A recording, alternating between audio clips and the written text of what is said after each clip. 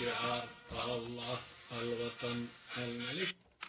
بشعار الله الوطن الملك نبدأ حصة اليوم. أهلا وسهلا ومرحبا بكم جميعا مستمعينا الكرام أينما كنتم. مرحبا بكم من جديد على صوت المغرب، موعدكم الأسبوعي لكل يوم أحد.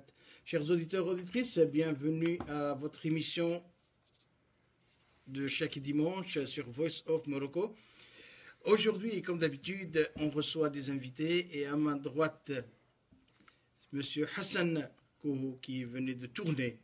أهلا وسهلا مرحبا بك سي حسن. نعرف كبير هذا اللي زرتينا وكنا كنتهضروا غير في التليفون. اليوم انت حاضر معنا، شرف لنا وشكرا لك لتلبيتك الدعوة. تبارك الله عليك السي ناصر. فوالا شكرا للدعوه وفريمون قبل ما نجي الستوديو هذه المنطقه عندكم فريمون لي تري تري تري بيل. C'est Hassan, juste pour un aperçu à nos auditeurs et auditrices. On aimerait bien vous présenter et vous présenter à nos auditeurs et auditrices. خذ راحتك عربيه فرنساويه. احنا يعني كان غير جالسين مع بعضياتنا نوصلوا الرساله، وحنا كيشرفنا انك تكون ضيف من الكفاءات المغربيه اللي موجوده في الديار المهجر البلجيكيه. شكرا السي ناصر. Voilà, donc je m'appelle Kou Hassan, je suis de naissance ديال Casablanca, Bourgogne. تحية الناس ديال بورغون وتحية الناس اللي كيسمعونا، تحية لسي حسن مبروكي وسي دين محمد اللي متبعين لا فيديو. فوالا الوالد ديالي من الجنوب، من واحد منطقة عقا اللي عارفها تحت هذوك من الناس المقاومين. هذوك مقاوم، الوالد ديالي كان مقاوم طلع لباريس وكان من المقاومين بحال الدكتور الخطيب وفوالا، وهاد الناس هادو راه دازو كاع في الدار ديالنا فاش كنا صغير. الوالده عندي من طنجه وكنغتنم هاد طنجه. وي توت ان هيستوار، كاينه توت ان هيستوار لان فوالا ليستوار لو نور الى الشيد. الوالد ديالي في 57 وكان حضر في 55 الرجوع ديال المغفور له محمد الخامس لسان جيرمان لي بري كان حاضر. وفي 57 من الاستقلال ديال المغرب خد الباطو ديالو من الست لطنجي. طنجي كانت عنده 30 سنه. وكان لو كود فودغ فوالا لو كود فودغ سي في دون لي كود دو طنجي. فوالا لقاء دونك ما بين الجنوب وفوالا والشمال. وفوالا وانا من نيسانس ديال الدار البيضاء، دونك الوالد اللي نزل الدار البيضاء. ايوا تابع الدراسه ديالي حتى البكالوريا. وبما ان الوالد ديالي كان في باريس ولكن صيفطنا للونيفرسيتي في الخارج تخرجت كمهندس دونك انجينيور اون اندستري اغرو اليمونتير. ايوا 15 ans dans le privé. Et après قال لي واحد النهار اش قدتي للوطن ديالك. Et voilà, depuis 2004, je suis enseignant dans une école à discrimination, donc encadrement différencié, Bruxelles, coordination et porteur de projet. Quand on dit l'enseignement différencié, ça peut dire beaucoup de choses. Différencié, ça veut dire que... On ne parle pas du terme discriminatoire, parce non, que avant, plutôt avec les enfants à difficulté. Voilà, avant, c'est vrai, le nom des écoles, c'était à discrimination positive, mais on a changé ce nom-là. Maintenant, c'est à encadrement différencié. Pourquoi? Parce que on parle de pédagogie. Et la méthode, donc, vu la différenciation, point de vue savoir chez les élèves, point de vue social, point de vue demande, alors la méthode pédagogique doit être adaptée à l'élève. C'est pour ça qu'on va travailler d'une manière différenciée, donc d'une pédagogie différenciée. On va accompagner donc le jeune selon ses besoins, selon ses faiblesses, d'où ce terme de différenciation. Voilà. Alors je continue un petit peu mon histoire. J'étais dans le milieu associatif à Tournai et porteur de projets donc dans mon école. Et voilà, je suis au service des jeunes et membre de conseil d'administration de pas mal d'associations. Et voilà, et c'est toujours au service des autres. Voilà. سي حسن شرف لنا انك تكون معنا وبغينا نهضروا على هاد l'enseignement différencié qui est venu dans le programme d'aujourd'hui parce que subhanallah, Allah subhanahu wa ta'ala, il fait bien les choses. Parce que les enfants différenciés, vous aviez eu une classe de jeunes de Molenbeek, Oui, oui. en sachant que Molenbeek a été un petit peu trop chahuté dans les médias dernièrement avec les événements passés et tout ça. Ouais. Mais ne pas oublier, et je salue tous les Molenbeekois, que Molenbeek, il y a aussi des athlètes, il y a des champions, il y a des ingénieurs, et la preuve, vos élèves de Molenbeek, ils Voilà. ont eu l'honneur et l'occasion, et je vous laisse le dire. Voilà, il y a quelques Et les élèves donc, saluer. qui habitent Molenbeek, voilà, qui ont des compétences. Il y a des enseignants aussi, hein, il y a des ingénieurs, il y a vraiment des Des gens politiciens, il y a qu'on des salue, politiciens, oui, nos amis. oui, Ahmed Khnous et d'autres. Hein, donc voilà, c'est des gens C'est qui, Fouad Ahidar aussi. voilà, et oui, d'autres, Haidar, ah oui, oui, bien sûr. Oui, mais je veux dire, les politiciens, malgré que Fouad Ahidar n'est pas de Molenbeek, mais c'est Oui, une oui. fierté des Marocains. Ah parce oui, que bien, il est on en a quelqu'un des éléments, alhamdulillah, qui sont valables. qui contribue vraiment dans la société belge, positivement, bien sûr, mais on ne le dit pas assez. C'est un honneur pour nous. Bien sûr. Alors, ces jeunes, donc, si je parle d'eux, je vais parler d'un projet ils ont fait un projet à Bruxelles. Je suis enseignant donc à Bruxelles. Et ce projet, c'est un projet de centre de recherche nucléaire de Mol quand même. Et, De Mol. De Mol, oui, Oui, quand oui, même. oui, quand même, hein. Et ce projet, c'est la question, dans ce projet, la question a été posée, c'est en cas d'un voyage vers Mars, qu'est-ce que les astronautes vont manger? Et là, on a trouvé une bactérie qui s'appelle donc la spiruline. Cette bactérie, elle est riche en protéines, acides aminés. Vous savez qu'on peut Vous avez passer cultivé cette dans le laboratoire de carrément, notre école. oui. Donc dans Mais notre il est école. important, il est important de le dire, Oui, de le faire savoir voilà. à nos auditeurs, auditrices Voilà. à travers le monde, que Et- quand même, alhamdulillah, il y a de la compétence Bien sûr. Et qu'il faut cadrer. bien sûr, il faut cadrer, il faut encourager. Il faut encourager, c'est ça. C'est l'estime de soi, c'est donner confiance aux jeunes et surtout parler positivement de leurs qualités plutôt que regarder leurs défauts parce que on a le droit de se tromper et sur ces erreurs qu'on peut se reconstruire et avancer dans ces projets.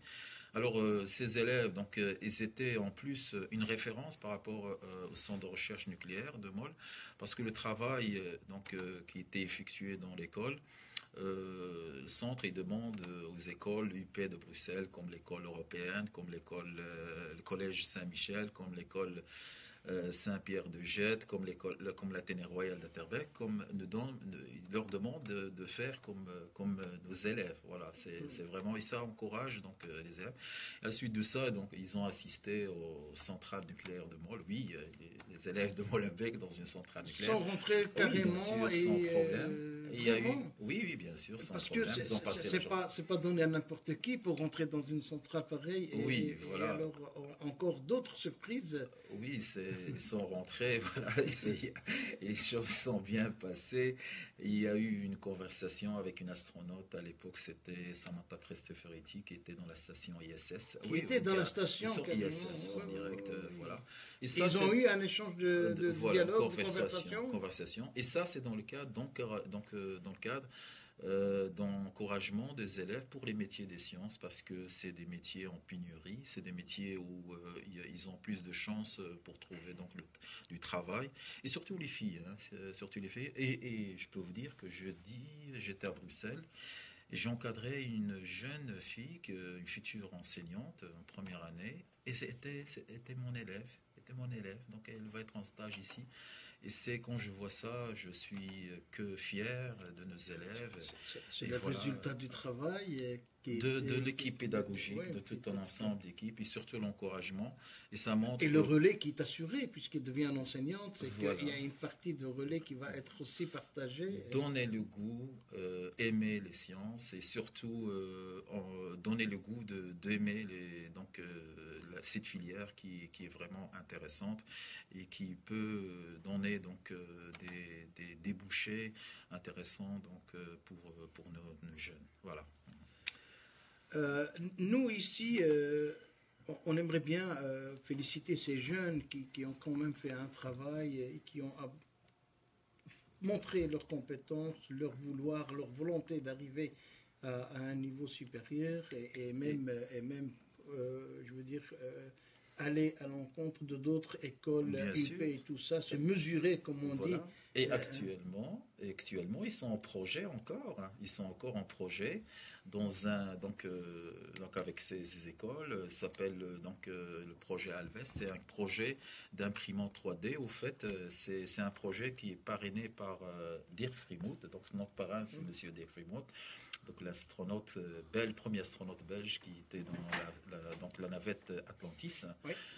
Après Salinger, je pense, il est venu dans notre école faire une conférence sur l'espace.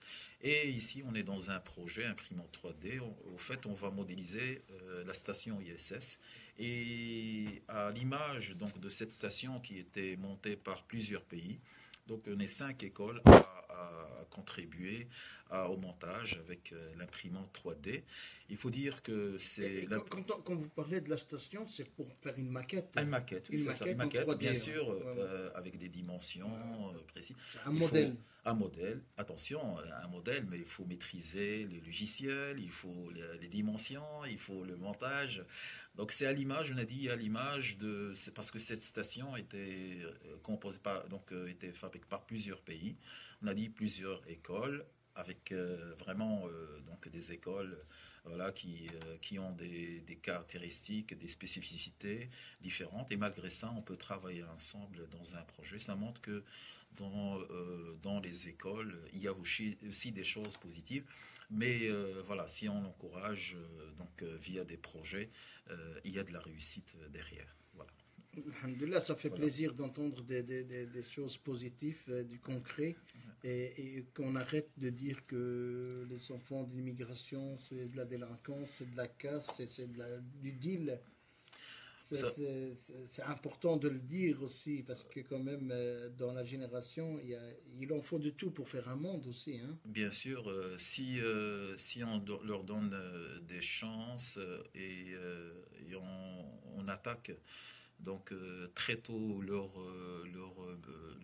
spécificité, par exemple la faiblesse, pour leurs difficultés, il y a toujours moyen de les sauver et de leur donner de l'espoir, parce que en travaillant en amont, on va pas tomber dans les problèmes en aval, quoi, dans les problèmes après avec la délinquance et tout ce qui en suit, quoi. Il faut sauver très tôt l'élève, parce qu'un jour ou tard, si on laisse sur le côté, on va le payer plus tard cher, quoi. Voilà. Dans le cadre du travail de collaboration ou de partenariat avec le Maroc, il y avait des projets aussi qui étaient mis... Il y a eu des projets, et surtout, oui, il y a des projets d'avenir. Voilà, je pense, on aime bien notre pays. On aime bien apporter au développement. Vous savez que le Maroc, il avance beaucoup dans ce qui est énergie renouvelable. Donc le problème de l'avenir, c'est quoi? C'est l'alimentation, c'est la maîtrise des ressources comme l'eau, et puis c'est l'énergie. Hein. Donc c'est ces problèmes-là qu'il faut donc y penser l'avenir. Et c'est ces problèmes-là que le Maroc était visionnaire, et tout de suite il a attaqué à la source, avec une vision vers l'Afrique pour notre avenir, et surtout l'avenir de notre planète. Voilà. Et tout dans les renouvelables, dans le durable, il y a beaucoup d'investissements. Et nous éventuellement, je suis j'ai pas mal d'idées plus tard éventuellement pour contribuer à ça. Et avant de commencer ces projets, je suis parti par le projet avec la station Princesse Elisabeth, justement, qui était autonome dans l'Antarctique. Et cette station, elle est partie avec au départ pour arriver à l'autonomie, point de vue alimentaire, point de vue traitement des eaux, point de vue énergétique. Et à partir de là, je me suis dit, voilà, la station ISS aussi, c'est une station qui est autonome. Il doit gérer donc tout ce qui est traitement des eaux, tout ce qui est énergie. Et c'est une référence pour éventuellement, parce que la recherche spatiale peut donner des solutions aux problèmes, donc relever le défi énergétique de l'avenir, quoi. Parce que l'avenir, il doit être énergétique ou bien il ne l'est pas. Voilà. Je sais qu'il y avait la COP 22 Oui. au Maroc. Oui. Et il y avait voilà. J'arrive Ah oui, tout doucement tout parce doucement, que je donne du goutte à goutte à nos auditeurs. D'accord. Je veux Ouais. juste saluer nos auditeurs. Zohar Iger des États-Unis. C'est Mustafa Rafraf de Oujda qui nous dit, et je le remercie pour ce message qui me va droit au cœur. Bon courage et bon succès dans votre émission, ainsi votre émission de réunir. Votre mission de réunir les braves Marocains et Marocaines dans ce monde.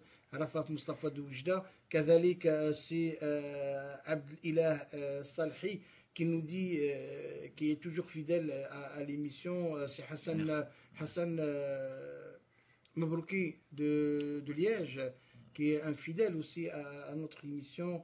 Hassan Saoud qui nous dit bon courage. Et il y a aussi Monsieur Alami qui nous a dit un message qui m'a fait vraiment plaisir, qui dit que, subhanallah, il y a une caméra qui nous prend des deux côtés. Shukran, c'est Mohamed Alami, barakallahu fik. On n'a pas fait de clonage. C'est mon clonage.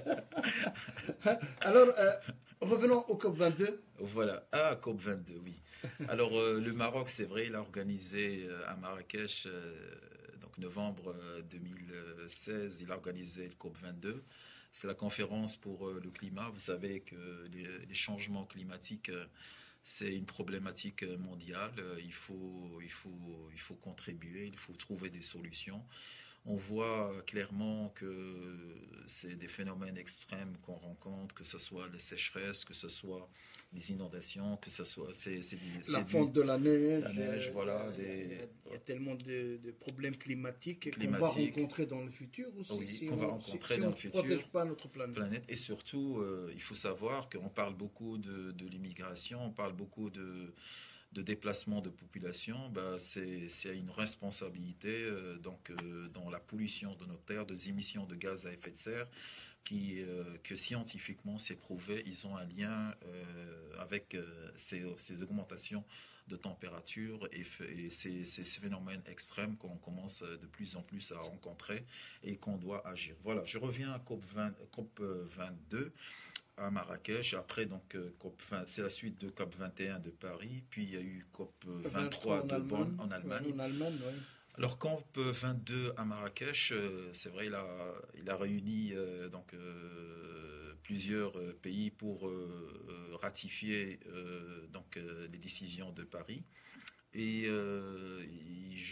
voilà, donc c'est vrai, cette année-là, il y a eu ici en Belgique, il y a eu un drame par rapport au terrorisme. Et puis après, je vais venir au lien avec ça.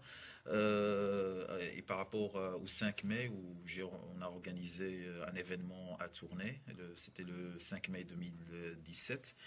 Et la communauté marocaine s'est dit, voilà, il faut trouver des solutions, il faut sensibiliser donc la population dans tout ce qui est extrémisme.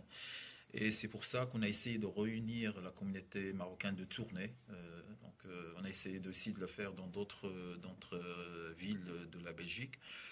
Et j'ai rassemblé deux ministres. Donc j'ai eu à Tournai, il y a le ministre-président, M. Rudy Demotte, qui habite Tournai.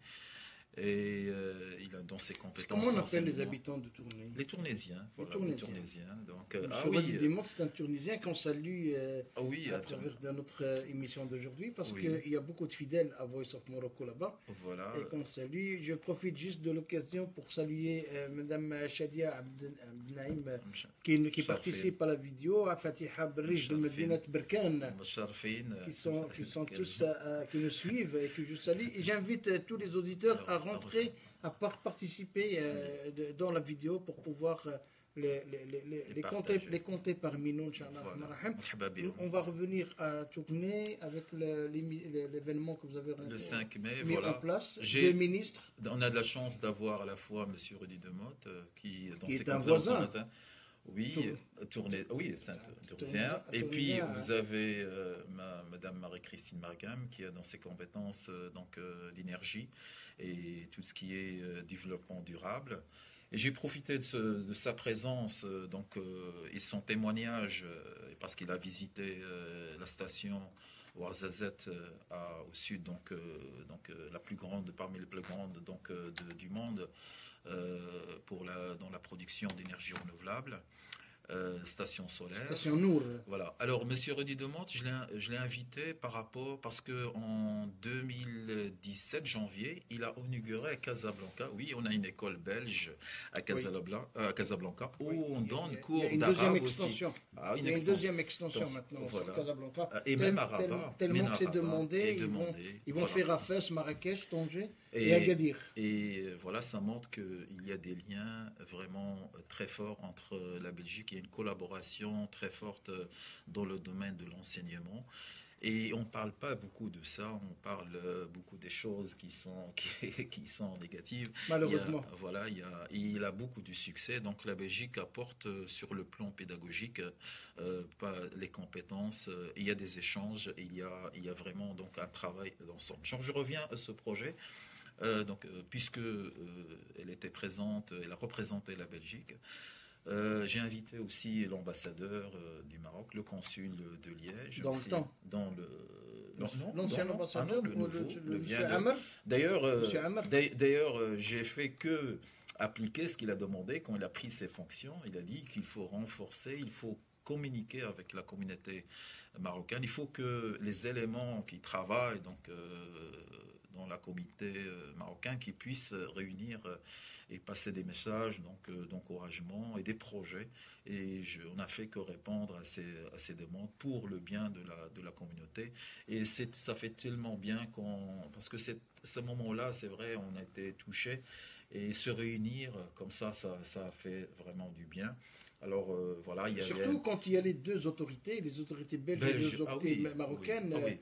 Mais c'était pas difficile parce qu'il y a une collaboration étroite. Il y a une volonté. Une volonté. Voilà, et voilà, Madame elle a témoigné par rapport au Maroc, elle connaît très bien le Maroc. Monsieur Demonte aussi, il connaît très bien le Maroc par rapport à la coopération internationale. Et voilà. Donc ce projet, c'est toujours dans le cadre du développement coopération de développement nord-sud. Nord-sud, voilà, nord-sud. Et voilà. Donc c'était vraiment. J'espère dans l'avenir aussi on puisse encourager ces événements. En tout cas cette année c'est l'année du Maroc. Donc la fédération Wallonie-Bruxelles honore le Maroc. Voilà, il y a pas mal d'activités qui vont se dérouler cette année et surtout la WEX à Casablanca en novembre. J'espère y participer et la WEX. Donc, il y aura au mois de novembre, tout ce qui est coopération économique, il y aura une exposition à la foire de Casablanca, si mes informations ils sont justes. Voilà, il y a une coopération dans l'éducation et puis parce que il y a une relation qui est très bonne entre le Maroc et la Belgique, mais sur le plan économique, il y a moyen de faire mieux et c'est ce que le Maroc essaye de faire, d'autant plus que maintenant l'ancrage du Maroc en Afrique, le Maroc devient incontournable pour le développement économique et l'investissement de la Belgique économiquement dans l'Afrique. Voilà. Mais je vais juste présenter notre deuxième invité qui est à Paris, qui est à l'écoute. C'est Adnan Boualem, le docteur Adnan Boualem, qui est chercheur à l'INRA, à l'Institut de recherche d'agronomie, qui va intervenir à n'importe quel moment qu'il juge pour intervenir. Et ça serait opportun pour nous, pour qu'on puisse relier Paris, Monsieur Boualem et vous, Hassan Kouhou, ici présent, pour pouvoir ouvrir encore l'interview et le sujet, pour pouvoir expliquer et donner plus d'éléments. Parce que moi, j'ai une question d'une auditrice des États-Unis, بالعربية كتقول لك واش ممكن هل من الممكن الدكتور حسن كوهو يتكلم لنا على التغيير الوراثي الذي شمل المنتجات الغذائية ورأيه في هذا الموضوع المتشعب والخطير. Voilà, c'est كنا donc هضرنا oui, هضرنا جيست je parle, ابخي جيست افون ليميسيون on avait l'émission. parlé de ça. Donc, ici, il parle de modification Oui, les génétique. On modifications parle de génétiques, oui, génétique. Il n'y a les pas de OMG, problème. les OGM. Alors, d'abord, واش نهضر بالعربية ولا بالفرنسية؟ الأخت زهرة هضرت العربية سألت بالعربية، غادي نهضر بالعربية. فوالا نجاوبها بالعربية. شكرا للسؤال ديالك وعلى التواصل. سي ان ديريكت دي زيتازوني. ان ديريكت فريمون هذا كي عند فاش كتشوف السؤال كتبين بان كاين كفاءات، والسؤال راه كيبين بانها عارفه بزاف د الحوايج وكتهتم بالصحه والتغذيه.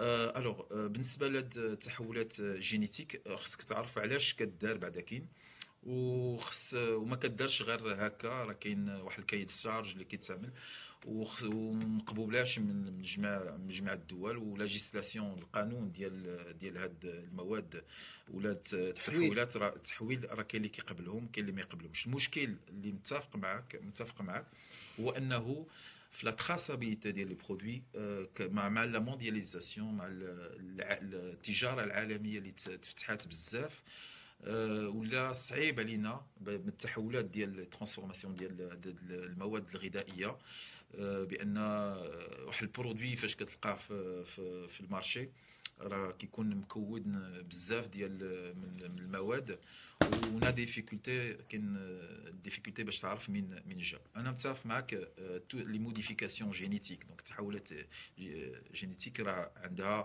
عندها اخطار، لان كنعرفوا كيفاش كنبداو وما كنعرفوش فين غتوصلنا. هذا هو المشكل. نعطيك مثال. هاد المواد علاش كيديروا باش التفسير هو انه باش النقله ولا بغات تزرع راه خصها تكون مختاره، ولا بغات تختارها راه اما كنختاروها بطريقه طبيعيه، كنشوف هاد النقله اللي كتصبر اما للسخونه ولا الامراض ولا هذا، ولا كان تدخل دونك جينيتيك سيونتيفيك في لابوراتوار كنحول دونك لا دي ان ديال هذا باش تكون تصبر، اما تكون تصبر الامراض، ولا كتكون ريزيستونس لا تمبيراتور، ولا حتى لا سيشريس. ماتنو كاينين لي بلونط اللي كيصبروا الجفاف. في الانطلاقه كانت واحد الحاجه اللي هي ايجابيه، لان كنقولوا فوالا خصنا نصلحوا واحد الحاجه، ولكن هاد التحولات فاش كتحول النبات وفي الاخص من الامراض، دونك باش تيفيتي ليوتيليزاسيون استعمال المواد الكيماويه que ce soit les herbicides ولا les fongicides ولا les insecticides اللي مضره بالنسبه لينا حنايا. هذيك المواد هذه اللي كنحولوها جينيتيكمون مع المده ما كنعرفوش اش يوقع في الاكل ديالها، التاثير ديالها.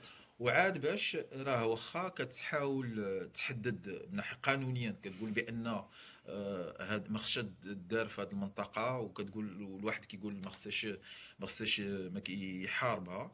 راه لا بولينيزاسيون، الحشرات راه هما اللي لي زانسيكت راه هما اللي كيديروا دونك لا فيكونداسيون ديال هذا فوالا. دونك ما نقدروش نكونتروليو هذا في البدايه، راه نقدر نكونتروليو، ولكن الطبيعه راه ما نقدرش نكونتروليو. هو المشكل ديال هاد التحولات هو لانكوني، هو اون سي با، ما عارفينش الشيء الغريب زعما ما عارفينش توصل. والانسان فاش كيبدا كيحول راه ما كيبدا وما كيعرفش حتى هو حتى حاجه ما عندها حد.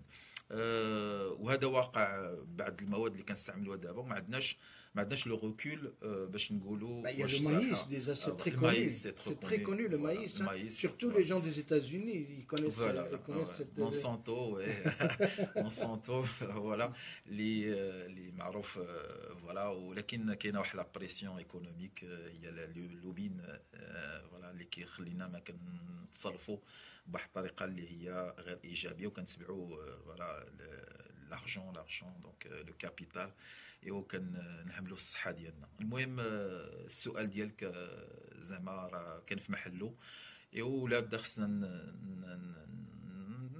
نعاملوا هاد المواد بحذر، لان الصحه ديالنا مهمه بزاف، وهاد المواد كتاثر على بعد، هذا هو المشكل، كتاثر على بعد على الصحه ديالنا وعلى على الصحه ديال الاولاد ديالنا.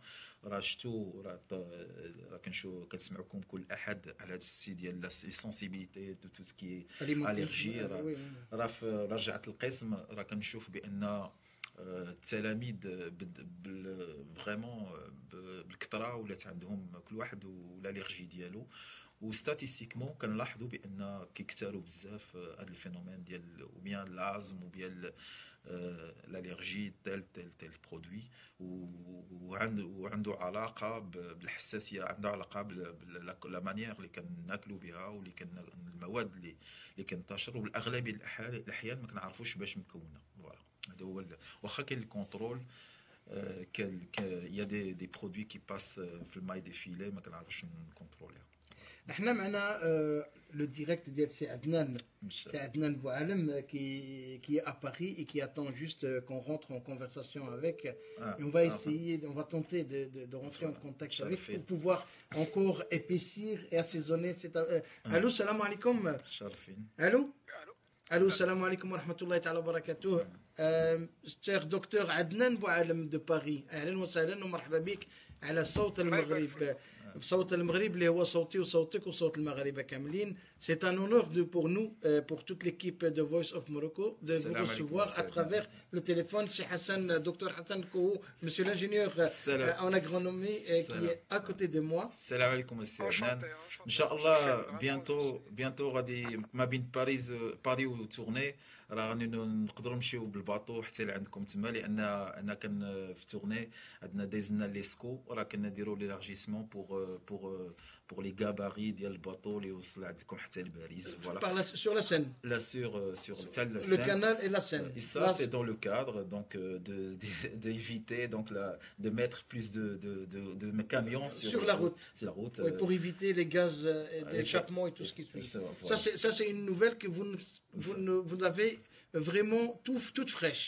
Voilà, donc on est tourné, on est en train de travailler ça. Il y a une discussion par rapport à ça, par le changement aussi de président, voilà, parce que on a voulu défendre Havre, mais voilà, donc on a un lien, une liaison entre Paris et Tournai. Je vais me permettre de reprendre la parole et présenter Dr Adnan Boualem. أهلا وسهلا ومرحبا بك في الديريكت. ماذا بك تقدم لنا نفسك دكتور عدنان؟ Merci pour l'invitation. Juste avant de me présenter, donc je voulais dire, j'habite juste à une cinquantaine de mètres de la Seine. Donc si vous passez, on viendra. On viendra. Vous pouvez vous arrêter, venir boire le thé ou prendre des gâteaux. C'est à Ivry, hein? À Évry, oui, c'est ça, dans le 91. Ouais, 91. Vous n'êtes pas inondé, ça va? Non, ça va, on est un peu dans les hauteurs, mais effectivement, il y a beaucoup d'inondations. Voilà. C'est Adnan, marhaba bik, et vous êtes un chercheur à l'INRA. L'INRA, qui veut dire l'Institut National de Recherche d'Agronomie. Tout à fait. Donc, rapidement, pour me présenter, donc je vous suis depuis le début de l'émission Marhaba Bik. C'est un plaisir. Rapidement, donc moi je suis pareil, je suis donc originaire du Maroc, donc je suis né au Maroc, pareillement. Donc dans une petite ville à Ain Taoujtat à côté de Meknès. Ah ben les gens de Meknès, on salue les gens de Ain Taoujtat et les gens de Meknès et tous nos amis de Meknès. Exactement. Donc voilà, donc après par contre je suis venu ici très jeune, donc en immigration, enfin avec mes parents. Donc j'ai fait tout mon cursus scolaire et mes études depuis la primaire jusqu'au doctorat ici en France, donc avec une spécialisation donc dans tout ce qui est biologie végétale, génétique et biologie moléculaire végétale. Et donc rapidement pour dire, donc voilà, on est situé sur le site de Paris-Saclay, donc sur le grand campus universitaire de Paris-Saclay. Notre laboratoire, donc INRA, est incorporé dans ce grand complexe. Pratiquement maintenant, ça va être un des plus gros complexes mondiaux quand tous les chercheurs seront sur site. Donc, et en spécialité, voilà. Donc moi, mon laboratoire travaille particulièrement sur les améliorations. Donc les améliorations agronomiques, donc les caractères d'intérêt agronomique, identifier les caractères d'intérêt agronomique et essayer de les exploiter pour l'amélioration. Et tout ça sur plusieurs espèces donc maraîchères, aussi bien sur les solanacées, comme le tomate, piment, poivron, aubergine, et les cucurbitacées sur le melon, le concombre, la pastèque et les courges en général. Et donc voilà, à peu près sur des thématiques assez nouvelles qui sont en recherche translationnelle, enfin des choses assez pointues qu'on pourra détailler si vous voulez. Et je voulais voilà, vraiment revenir sur la discussion de tout à l'heure sur que votre invité donc a très bien répondu sur les OGM et tout ça. Donc c'est voilà. Donc pour répondre à Madame Zahra Higuer des États-Unis. Voilà, donc il y a toujours c'est très compliqué de réagir sur une technologie ou sur quelque chose qui est un fait actuellement. On peut dire ce qu'on veut. Voilà, les OGM, ça fait longtemps que ça existe. Bon, maintenant avec les pionniers, c'était comme vous avez bien dit tout à l'heure, Monsanto avec les lignées Terminator de maïs. Ça a été une très mauvaise manière de communiquer de la part de Monsanto. C'est pour ça que ça a été très très mal accepté par la société. Il y a des avantages et il y a des inconvénients. Maintenant, il y a des nouveaux OGM, de nouvelles technologies, enfin de seconde et de troisième génération. Donc ça reste quelque chose qui peut, voilà, c'est des choses qui ne sont pas appréciées par la société, par l'opinion publique. Ça résout beaucoup de problèmes, ça en génère d'autres, des problèmes de réglementation, des problèmes de propriété du vivant, être propriétaire d'une variété, ça pose des problèmes éthiques. Donc il y a beaucoup de choses, mais bon, ça reste des améliorations génétiques qui sont extrêmement importantes, qui peuvent avoir des bienfaits si elles sont bien utilisées. Mais après, reste toujours, voilà, ça reste le problème de la propriété intellectuelle et de la propriété du vivant. Moi, j'ai une question, docteur Adnan, qui me trotte dans la tête un petit peu. Le traitement des épices sèches, par exemple le coriandre et tout ce qui suit, vous les traitez comment? On les traite comment? Sans parler de votre institution, mondialement, on les traite comment? C'est-à-dire, vous voulez dire qu'une fois, les épices, quand elles sont, je pense qu'il n'y a pas de traitement, une fois qu'elles sont séchées, elles sont lyophilisées, séchées, mises en sachet. Oui. Il n'y a pas de conservateur. Il peut y avoir quelques conservateurs chimiques. Au niveau bactéries, pour les protéger des bactéries?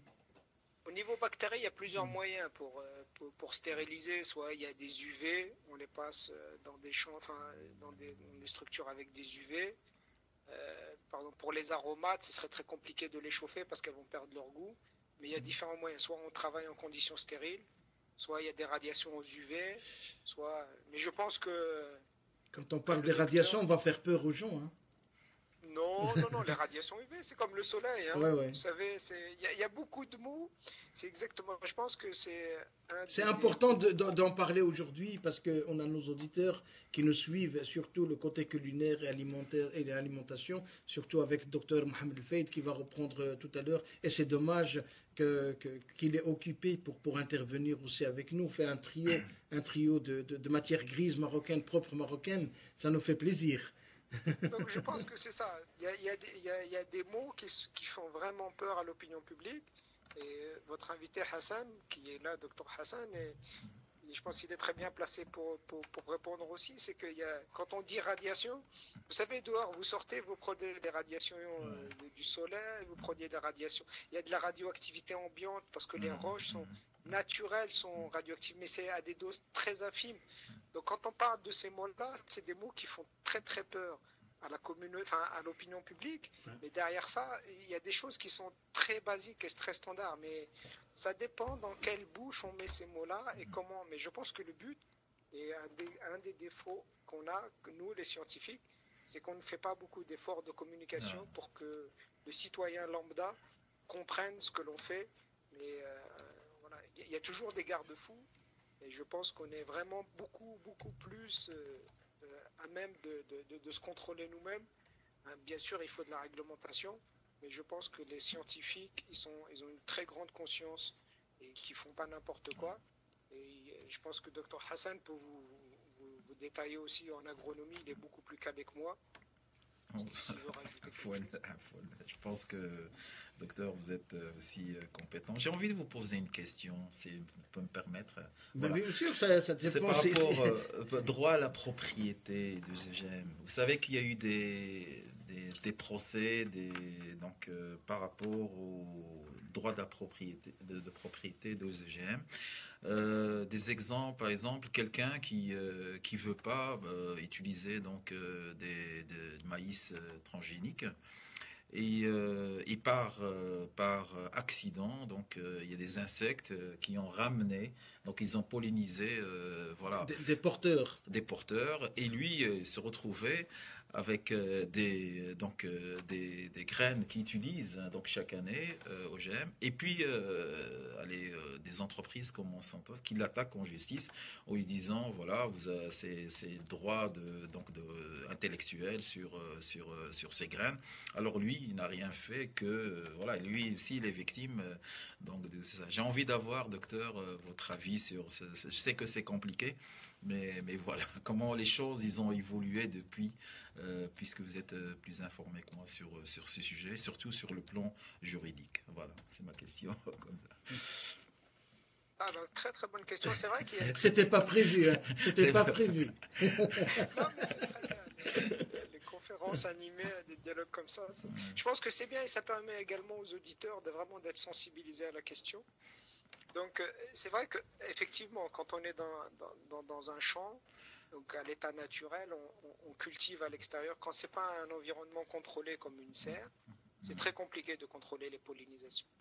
Bien qu'on ait fait beaucoup de progrès, je viendrai dans un second temps, mais effectivement, donc d'un point de vue purement propriété intellectuelle, voilà, s'il y a un agriculteur qui cultive du maïs OGM dans un champ et qu'il y a des pollinisateurs, des abeilles qui butinent le pollen et qu'elles vont polliniser donc d'autres champs de maïs à côté qui eux ne sont pas OGM, qui sont biologiques ou tout ce qu'on veut. Voilà, effectivement, il y a l'introduction donc de cet ADN étranger qui vient du maïs OGM qui va être introduit.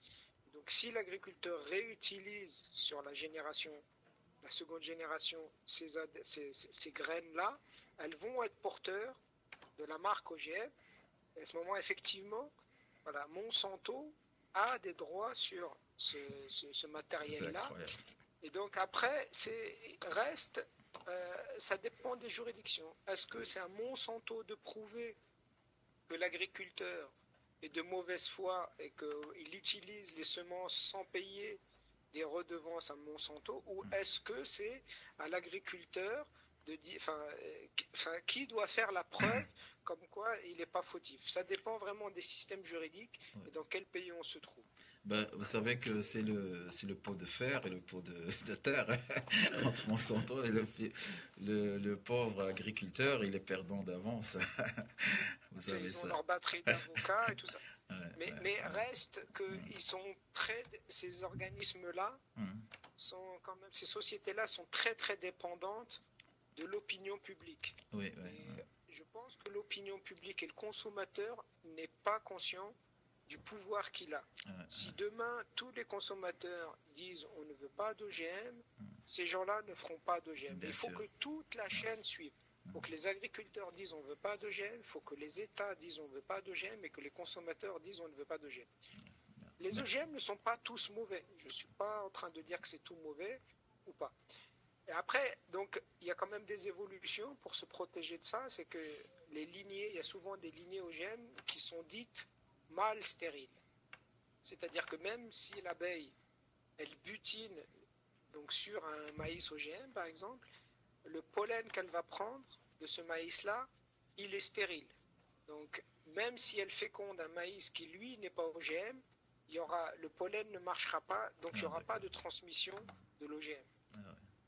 Donc, il y a quand même, ils réfléchissent à faire évoluer leurs OGM. Donc, il y a du bien, du pas bien. Enfin, les systèmes évoluent. Et la réglementation évolue au niveau de l'Europe. On est en train de se demander, il y a des OGM de seconde génération et de troisième génération qui arrivent. Et les réglementations évoluent. Donc, il y a les pour, il y a les pro-OGM, il y a les anti-OGM, et il y a les scientifiques au milieu qui disent que c'est un outil formidable. Excusez-moi, est-ce qu'il n'y a pas aussi ce lobby commercial pour gagner plus, on produit, on rajoute et on transforme des aliments pour la production, pour qu'il y ait la quantité, c'est quantitative. On perd la qualité ces derniers jours. Parce que quand on voit un produit non traité par rapport à un autre produit, ben c'est loin d'avoir le même goût, la même qualité de nutritif et tout ce qui suit. Et c'est dommage que Dr Fade il est occupé pour ne pas pouvoir rentrer en contact avec nous, parce que lui aussi, c'est une large gamme dedans qui peut nous animer encore ce débat. Donc là, vous prêchez clairement un convaincu, mais après, il y a plusieurs questions qui se posent. Enfin, quand on traite un problème qui est aussi important que ça, il faut qu'il y ait différents points de vue qui soient mis sur la table. Clairement, quand on fait de l'agriculture intensive, on augmente, enfin, il y a eu de très très grands progrès dans les révolutions vertes pour tout ce qui est amélioration de la production, rendement et tout ça, au détriment, et très souvent au détriment de la qualité. Ça, c'est indéniable. On voit que les qualités des produits ont diminué, mais parce qu'il y a des choses qui sont... Une plante qui produit quelque chose, c'est un organisme qui doit jouer avec plusieurs caractères. Si elle fait des fruits plus gros, elle ne peut pas faire des fruits plus gros et plus sucrés, parce que ça lui coûte de l'énergie. C'est une des deux. Voilà. Soit on fait des fruits plus gros mais qui sont un peu moins sucrés, soit on va faire des fruits plus petits mais qui prennent plus de temps à mûrir et ils seront plus sucrés et ils seront cueillis à maturité. Et après, il y a aussi le système agroalimentaire, le système industriel. On va prélever des choses qui ne seront pas mûres et on va les faire mûrir dans des fours industriellement. Donc il y a toute une chaîne et tous les acteurs de la chaîne jusqu'au consommateur qui doit changer sa mentalité si on veut des produits qui soient de meilleure qualité. Et après, il y a l'autre chose qui est très importante, c'est le prix. Est-ce que les consommateurs, est-ce que nous sommes prêts à payer plus cher? Parce que clairement, de la culture intensive, on a diminué les rendements, on a diminué les prix.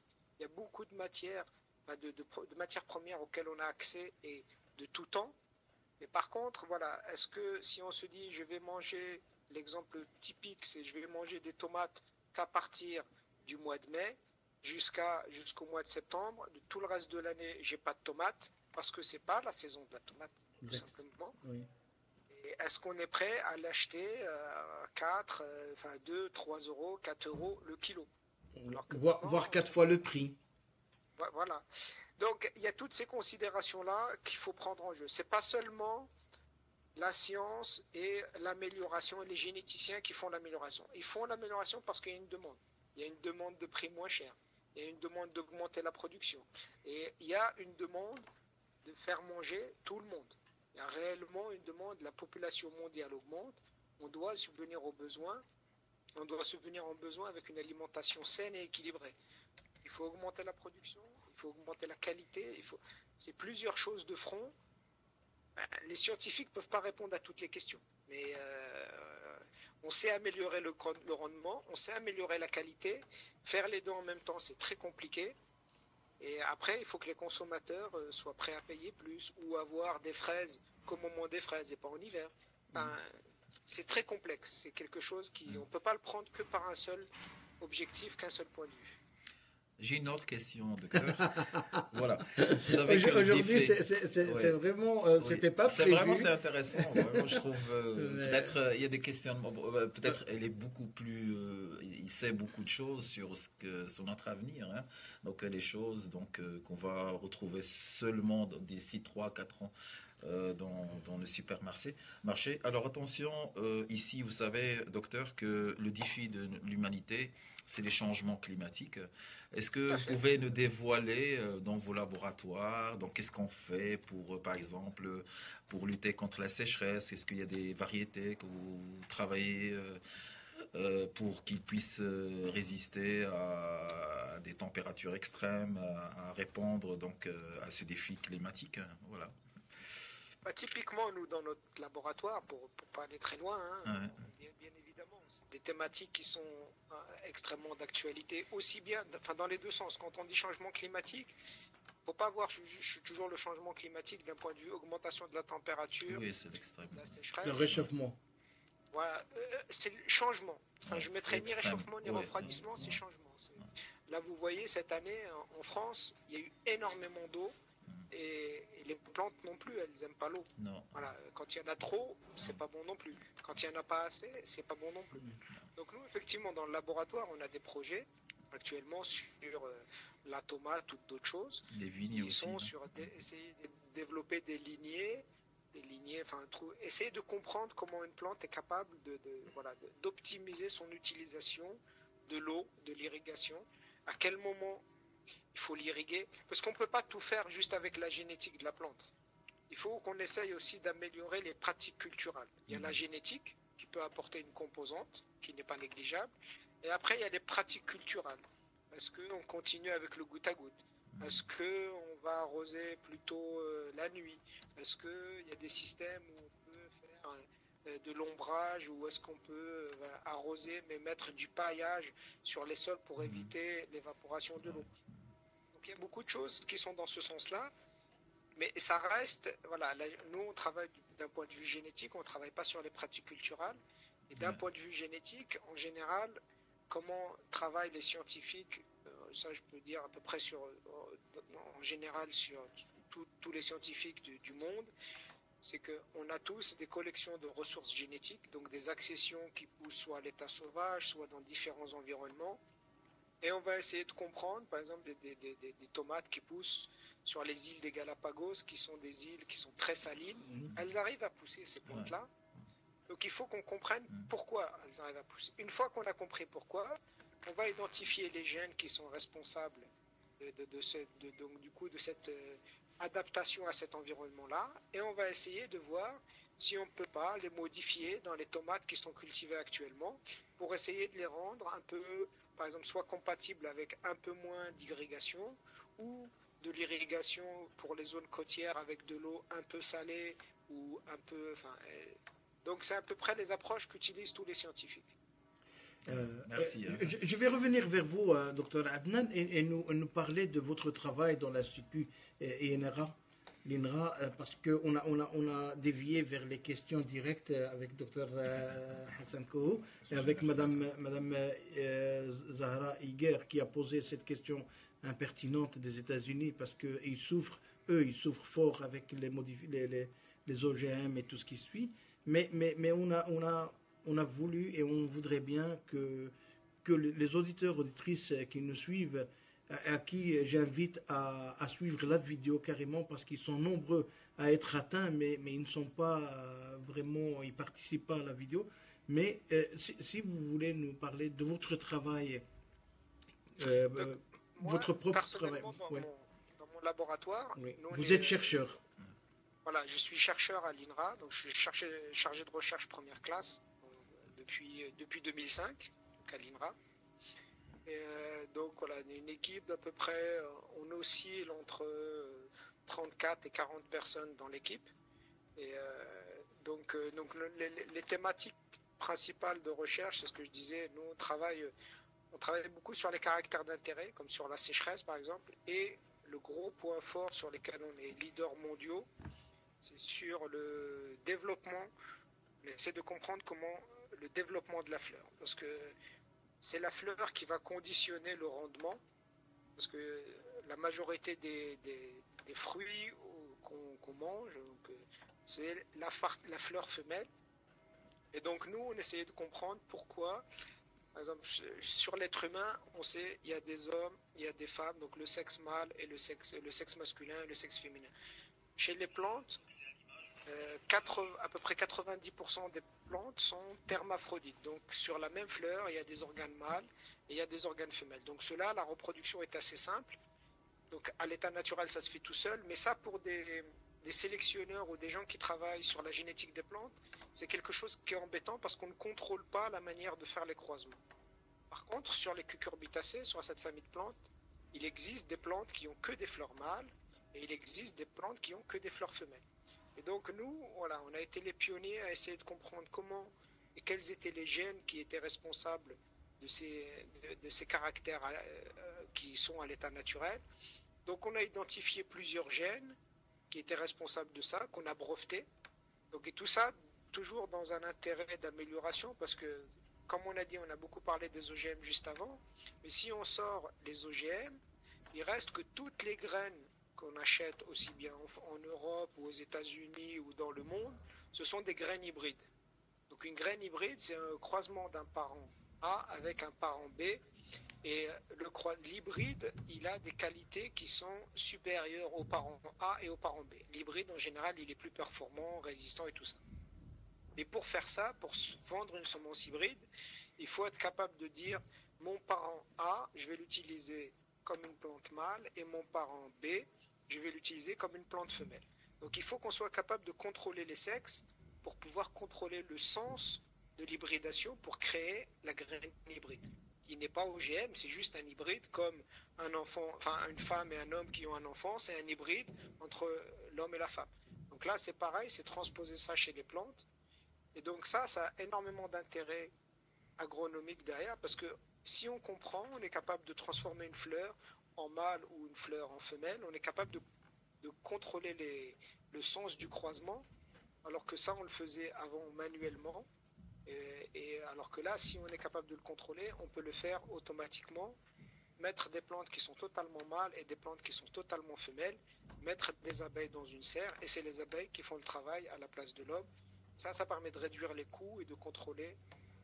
Pour ça, donc, on a identifié plein de gènes, dans des très grosses revues publiées dans Science, Nature, enfin, pour les gens qui connaissent un peu la science. Il y a des brevets, et je pense l'année dernière, non, en 2016, on avait reçu le prix national de la recherche en France pour toutes ces découvertes-là. C'est la première institution, hein, je veux dire, l'INRA. L'INRA, oui, voilà. L'INRA, l'institution dans laquelle je travaille, en Europe, c'est la première institution en nombre de chercheurs et en nombre de publications et en nombre d'argent en Europe, juste derrière l'USDA, enfin, l'institution américaine. On a des questions encore qui arrivent de nos auditeurs. On va saisir l'occasion que vous êtes avec nous en direct et que M. Hassan Kourou à ma droite, c'est toujours des États-Unis. On entend des voisins qui déménagent, je crois, qui font trop de bruit au-dessus de nous. Alors, Madame Zahra Higuer qui pose la question, elle dit, je vais le lire en arabe, ça ne vous dérange pas, Adnan, ou je le lis en français?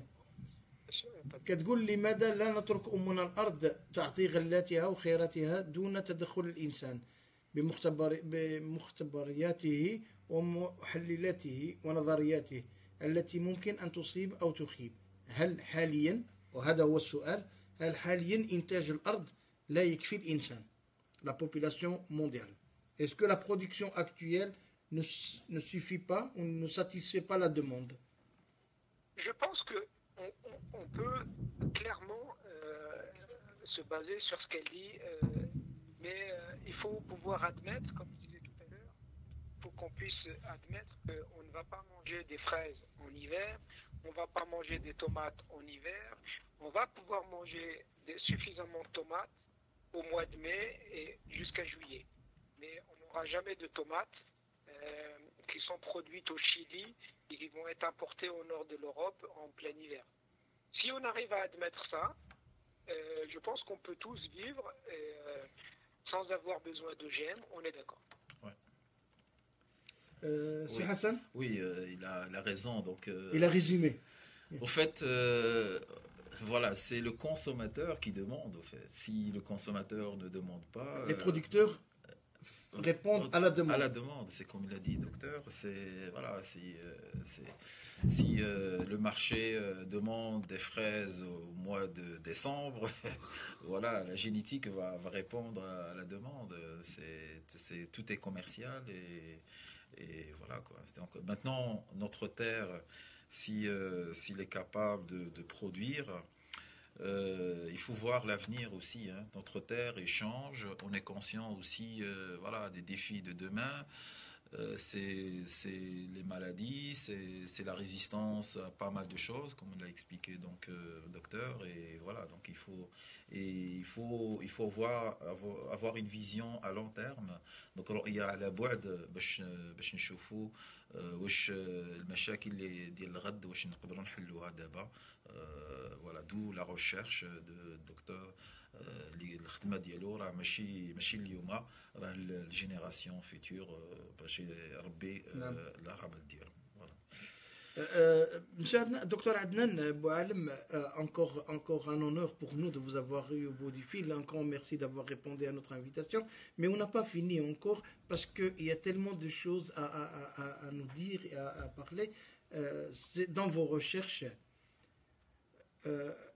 comment les étapes se font? Parce que ici, M. Hassan Kouhou, il a été avec des jeunes, ils ont élevé, cultivé une bactérie pour pouvoir dans le monde aéronautique. Oui, pour répondre donc une demande, parce que pour aller jusqu'à la planète Mars, le problème qui se posait, je ne parle pas des problèmes psychologiques dans la durée, mais sur le plan alimentaire. Moi, c'est comme si vous voulez prendre un avion, on vous limite la charge, donc vous devez porter. Et il y a le cercle vicieux, plus qu'il y a de charge, plus il faut de carburant, etc. D'où il faut trouver une solution. Comme docteur, donc je suppose éventuellement ce qu'il fait comme recherche, peut-être il va servir pour dans le domaine aéronautique et souvent dans le domaine de recherche. Ce qui se passe, c'est qu'on cherche dans tel domaine, mais on va l'appliquer dans d'autres domaines. Ça va servir toujours à quelque chose. Voilà. Je vous laisse les questions. Je reprends avec Dr Adnan. Ouais. Voilà, dans vos recherches, parce que vous ne chômez pas. Hein. Il n'y a pas un jour où vous n'êtes pas dans le laboratoire, dans l'atelier de recherche. Comment vous... Effectivement, on ne chôme pas. Mais pour rebondir sur ce qu'a dit Hassan, effectivement, j'avais entendu la première partie où vous avez parlé de la spiruline pour les voyages dans l'espace. Donc c'est des choses qui sont effectivement, c'est des choses qui sont très très bien. Donc la spiruline, c'est une microalgue qui est très riche en protéines, en acides aminés. En acides aminés. Et donc nous, on est... il y a eu des choses avec... il y a ces mêmes problématiques-là, mais pas par contre, pas pour aller dans l'espace, mais juste dans la marine ou dans les sous-marins. Donc il y a eu des recherches qui ont été faites sur, par exemple, il n'y a pas trop de problèmes d'embarquer des masses ou des quantités limitantes, mais il faut des aliments qui puissent conserver leur qualité organoleptique, qui puissent ne pas pourrir, enfin ne pas mûrir trop vite sur la durée. Donc il y a eu des recherches, on a fait des recherches sur la tomate pour essayer de générer des lignées, des variétés qui mûrissent très doucement, en fait qui soient ralenties dans le temps, et qu'elles puissent être transportées très longtemps, donc dans les bateaux de la marine ou dans les sous-marins, et que du coup les gens puissent les consommer et qu'elles soient pas, qu'il n'y ait pas de pourrissement. Donc, on a eu aussi beaucoup de contacts avec quelques sociétés et quelques agriculteurs ou des scientifiques au niveau de l'INRA Maroc. Ils sont aussi concernés par ces problématiques-là pour tout ce qui est exportation de produits frais à partir du Maroc. Ils sont confrontés aussi à tout ce qui est conservation des fruits et légumes post-récolte. Ça, on applique nos technologies pour pouvoir développer des variétés avec eux et réfléchir à tout ce qu'ils veulent pour pouvoir développer ça. C'est dans le quotidien. Oui, excusez-moi. Non, mais je voulais juste revenir avec ce que vous venez de dire et l'échange avec le Maroc, l'INRA Maroc et tout ça. C'est dans le cadre du partage du savoir-faire. Oui, tout à fait. Les scientifiques, on est très ouverts à la communication et on aime beaucoup échanger nos idées, confronter nos idées. Et plus particulièrement quand on est chercheur marocain et d'origine marocaine, la première des choses, notre cœur nous ramène directement à la mère patrie. Exactement, à notre pays où on se sent bien. Donc c'est pour ça. Et donc on a organisé plusieurs visites. Bon, maintenant on commence un peu à connaître le paysage de la recherche au niveau du Maroc. Donc on avait fait, j'ai parti avec des collègues faire les tours des différents centres INRA, l'INRA de Meknès, l'INRA de Rabat, l'INRA d'Agadir, donc les universités, faire des séminaires, organiser des des échanges d'étudiants. Par exemple, là, dans mon laboratoire, j'ai accueilli là, trois étudiants marocains. Donc, il y a un bioinformaticien qui est venu, qui fait sa thèse chez moi en co-tutelle avec l'université de Qnitra. J'ai un étudiant qui commence sa thèse, Rachid, qui commence sa thèse et qui est originaire de l'université d'Agadir. Machallah. Il est en train de faire une thèse sur l'amélioration génétique de la tomate. Vous encadrez aussi les étudiants, alors, si je comprends bien? Oui, je suis docteur HDR, enfin avec l'habilitation à diriger des recherches depuis 2015. Machallah. Et là, j'ai des étudiants aussi en co-tutelle avec Rabat aussi. Donc on a des projets de recherche collaboratifs. On essaye actuellement de monter des projets européens aussi pour répondre à des appels d'offres de financement qui émanent de l'Europe, avec des partenaires italiens, espagnols, marocains, algériens, tunisiens et français. Donc on essaie de fédérer tout ça. Donc des fois c'est difficile, mais bon, voilà, il y a les lourdeurs administratives de chaque pays. Mais voilà. Je vais intervenir sur deux choses. Vous avez dit, quand vous avez parlé organoleptique pour expliquer donc les gens qui nous écoutent, c'est دوق فاش المواد راه كتفقد واخا تكون المذاق ديالها الاورغانوليبتيك. وحاجه اخرى اللي قالها quand vous avez parlé de la famille des scientifiques qui partageaient le savoir ديالهم قبل كنا باش في التاريخ كنا باش نشوفوا واحد تيوريم كنا كنديبلاسيو باش البلاد دابا ولات لانفورماسيون كتوصل لينا دغيا توصل دونك هو اللي المعلومه هي اللي كتجي. القضيه ديال السبيرولين فاش كنت في السنترال نوكليير هضرنا بزاف على la température du soleil, les recherches sur le plasma, sur le déplacement des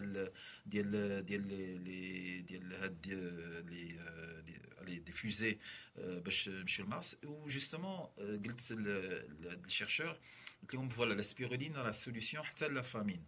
لان لا بروتيين اللي كوت شير وقلت له علاش ما تديرش مع تجيب لي هذا البروجي جيبو لو سود دو ماروك باش ديفلوبا عندنا. قال لي كنخدم مع البوركينا ما كانش لي نمشي وهي m'a contacté. Non, il y a eu des problèmes politiques au Burkina. Il m'a contacté et il m'a dit voilà, vous me dites les conditions de température. J'ai choisi donc une région au Maroc que j'aime bien, mais il a trouvé que les températures étaient très très très élevées. Voilà, donc voilà, on pense. Et le projet il est parti au Congo. Voilà. Voilà. Mais j'y pense toujours parce que c'est un moyen aussi. Parce que tout ce qui est dans la chaîne alimentaire, les protéines sont chères, donc tout ce qui est production de viande, surtout au sud, il y a moyen d'incorporer donc cette alimentation qui éventuellement peut revenir moins cher, les acides aminés, les protéines, et l'incorporer dans l'alimentation de peut-être des chèvres ou bien d'autres espèces. Voilà. C'est Adnan, toujours au bout du fil. Qu'est-ce que vous pouvez conseiller aux gens qui nous écoutent et qui sont craintifs avec tout ce qu'on mange, tous ces produits, parce qu'il y avait aussi une question tout à l'heure qui était posée par un auditeur que j'essaie de la retrouver, qui يقول لنا سي عبد السلام حنيفي هل ممكن تفسروا للمستمعين الأرقام الموجودة على الحلويات وحتى على المأكولات والمشروبات. Il y a des codes. Oui, alors ça, je pense que moi je suis scientifique en biologie. Oui. Je peux essayer de répondre, mais je pense que Hassan, qui est en agroalimentaire et transformation agro-industrielle, sera mieux placé que moi. Oui. Je peux rapidement, je sais que les grands principes, c'est effectivement il y a beaucoup de numéros qui sont affiliés à des conservateurs, à des produits chimiques associés. Quand on dit produits chimiques, les gens ont peur. Oui. Enfin, c'est toujours des notions, on dit produits chimiques, les gens ont peur. Par exemple, le E320 ou le E330 qui est l'acide citrique. Oui, ce n'est que jus de citron. Dans le citron, dans l'orange, tout le monde a peur et dit que c'est cancérigène. À ce moment-là, on arrête de manger des oranges et des citrons. Voilà, c'est vrai. Il y a des choses qui sont mauvaises. Ouais. La seule chose que moi je peux dire, je sais qu'il y a des études récentes qui viennent de paraître ici en France, par des chercheurs d'hôpitaux ici parisiens, c'est que manger des aliments qui sont transformés et des produits, manger des plats préparés et la répétition du fait de manger des plats préparés, c'est pas bon et ça augmente beaucoup la prévalence de l'apparition des maladies cardiovasculaires et des cancers. Ouais. Donc si on peut faire l'effort de préparer soi-même sa nourriture et on sait ce qu'on met dedans, peu importe les produits, même si c'est des produits qui viennent de l'agriculture intensive, au moins on évite le rajout de produits conservateurs et on mange des préparations fraîches. Donc moi c'est ce que je peux en dire. Après je n'ai pas d'expertise plus détaillée sur les process agro-industriels. Voilà. C'est Hassan. Je vais répondre à la question. Je ne vais pas faire peur aux gens, mais je pense pour s'alimenter correctement, on doit changer notre façon à traiter notre planète.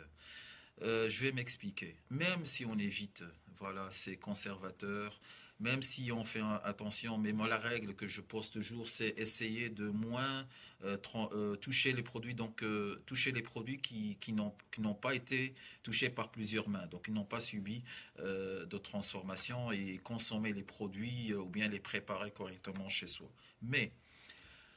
Mais ce qui est inquiétant, c'est que c'est dans la chaîne alimentaire, que ce soit dans le milieu aquatique ou bien sur la terre. Donc on voit de plus en plus dans les produits qu'on rejette, que ce soit les microplastiques, que ce soit les métaux lourds, qui sont consommés par le phytoplancton, zooplancton, et ça monte dans la chaîne alimentaire, et il revient dans notre assiette. Avant, on disait, voilà, il faut manger du poisson, c'est bon pour la santé.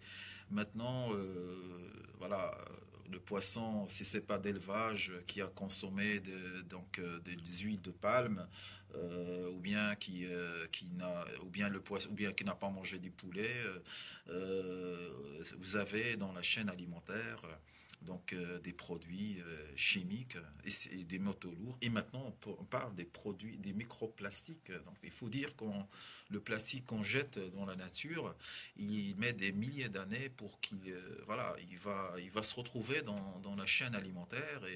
Et on pense que diluer, jeter dans la mer, ça fait disparaître ces produits-là. Non, ces produits-là, ils vont se concentrer via la chaîne alimentaire naturelle et ils vont se retrouver dans notre assiette. Maintenant, même les produits naturels, et je ne vais pas faire peur aux gens, même les produits naturels, on doit faire attention comment on traite notre planète. On doit faire attention, donc il faut faire des initiatives. Et c'est vrai, et communiquer, comme l'a dit le docteur, on a du mal à communiquer. Quand on entend donc un produit, vous l'avez dit au début aussi, en parlant Monsanto, qui a mal communiqué au départ, et maintenant donc il y a des efforts, que ce soit dans les cahiers de charges pour sortir de produits, que ce soit donc la méthode des transformations génétiques. Donc il faut communiquer, il faut essayer donc de dire aux gens, voilà, il faut pas consommer, donc il faut pas utiliser des produits plastiques, il faut d'autres alternatives durables. Et je me rappelle quand j'étais au Maroc, il y a eu une campagne pour le plastique, les gens ils sautaient au plafond parce que voilà, ils comprenaient pas comment ils vont faire, mais l'explication n'a pas eu une explication. Et surtout l'école, donc ça doit passer par l'école doit incorporer des cours de l'alimentation. On voit nos jeunes comment ils sont maintenant, comment on les pousse à consommer des produits que ce soit trop salé, trop sucré, très riche. Donc on doit sensibiliser ces jeunes très tôt à la consommation. Et je pense c'est un combat entre l'industriel, les chips qui sont On a un appel, on rentre en contact direct. Docteur Adnan, vous écoutez l'appel, non? Oui, je vous entends toujours. Oui, mais vous entendez la sonnerie? Oui, j'entends. Ok, super. On va essayer de rentrer en contact avec Dr. Faïd. Parce que normalement c'est 19h, c'est dans 1 heure. mais je crois que tellement le débat est très riche qu'avec son savoir-faire, il peut encore nous apporter un plus comme il le fait chaque dimanche. On essaye, malheureusement, il ne répond pas, mais ça sonne, c'est déjà un bon signe. On va essayer de reprendre. Qu'est-ce que... Il y a encore d'autres questions qui nous tombent et qui viennent en rafale. Et surtout nos auditeurs et auditrices des États-Unis, parce que je crois qu'ils sont plus concernés par les OGM. Et alors, il y a Madame Fadoua Chastel qui dit que les alimentations génétiquement modifiées accélèrent la vieillesse, affaiblissent les systèmes immunitaires et affectent les systèmes de la production d'insuline. Vos réponses? Je pense que... Confirmation, affirmation, non? De ce que vient de dire Madame... Il faut essayer de se préserver des propagandes des gens qui sont anti-OGM. Je pense qu'un organisme génétiquement modifié, il est là pour... la plante, elle est là pour améliorer la production. Sa production, pourquoi? C'est parce qu'on lui a introduit quelque chose qui va lui permettre de résister à un insecte, à un virus, à une maladie. Après, donc de ça, derrière, les agriculteurs vont pouvoir appliquer... il y a des résistants, la mode, c'est les résistants au glyphosate, au Roundup. Donc les gens vont appliquer beaucoup de Roundup. En fait, ce n'est pas les OGM en soi qui sont responsables des problèmes de santé que l'être humain a. C'est les produits chimiques qui sont appliqués sur ces OGM-là, le glyphosate, qui sont des dérégulateurs endocriniens ou d'autres molécules, qui, elles, affectent la santé de l'être humain une fois qu'il la consomme, ou du bétail qu'il la consomme, si c'est pour l'alimentation humaine ou animale. Donc, tout ça est mis sous le chapeau des OGM, mais il faut bien distinguer un OGM, la plante, ou la graine OGM, et tous les traitements qui sont autour, et toute la transformation alimentaire. Nous avons en direct Dr Mohamed El-Fayed. شيخ دكتور اهلا وسهلا ومرحبا بك من جديد. احنا جرأنا اليوم باش نتصلوا بك قبل من الوقت المعتاد ديالك لان لو ديبا سي فوتر سبيسياليتي.